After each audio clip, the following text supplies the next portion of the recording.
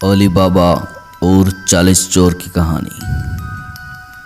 फारस में कासिम और अली बाबा नामक दो भाई रहते थे।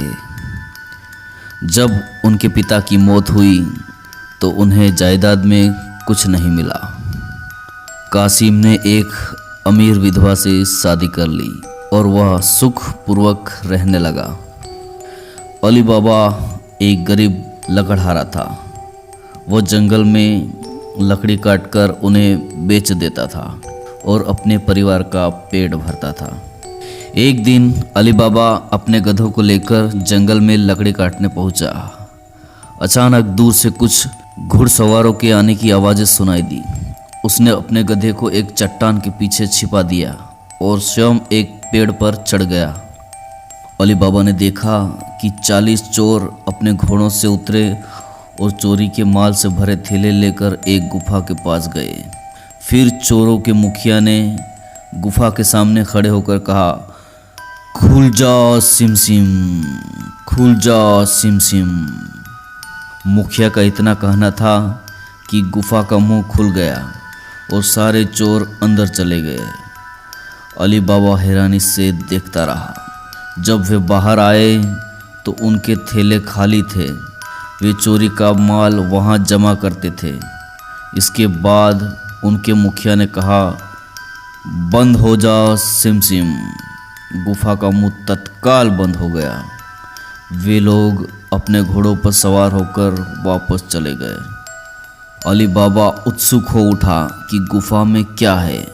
वह पेड़ से नीचे उतरा और गुफा के पास जाकर बोला, खुल जा सिम सिम।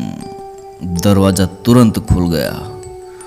गुफा के भीतर सोना, चांदी, हीरे, सोने के सिक्के, रेशमी पोशाक, न जाने क्या क्या भरा हुआ था। उसने अपने गधों पर बहुत सा सामान लादा और उसी तरह गुफा के दरवाजे को बंद होने का आदेश दिया। अली बाबा बोला, बंद हो जा सिम सिम। गुफा का खुला मुंह बंद हो गया। यह सब कुछ उसके लिए किसी जादू से कम नहीं था।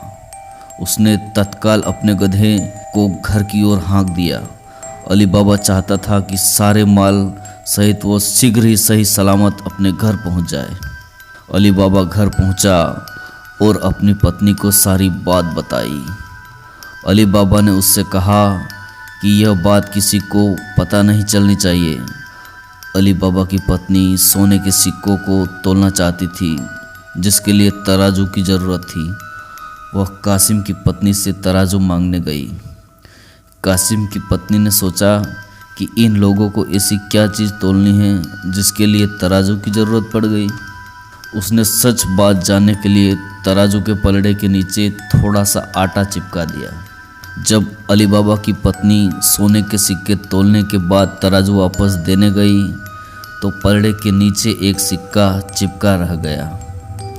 कासिम की पत्नी को शक हुआ कि कोई बात छिपाई जा रही है।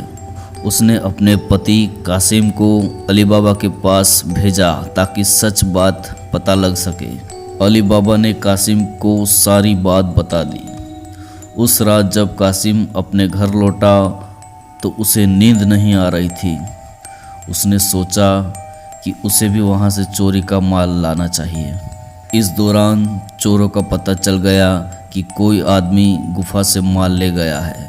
वे उसे सबक सिखाने की योजना बनाने लगे। जब कासिम गुफा में दाखिल हुआ तो सोने चांदी का खजाना देखकर वो हैरान रह गया। उसने सोचा, सोना चांदी आदि को एक थैले में भर लिया, लेकिन बाहर निकलने वाले शब्द भूल गया। वह उन शब्दों को याद ही कर रहा था कि चोर अंदर आ गए। उन्होंने उसे मारकर उसके टुकड़े टुकड़े कर दिए।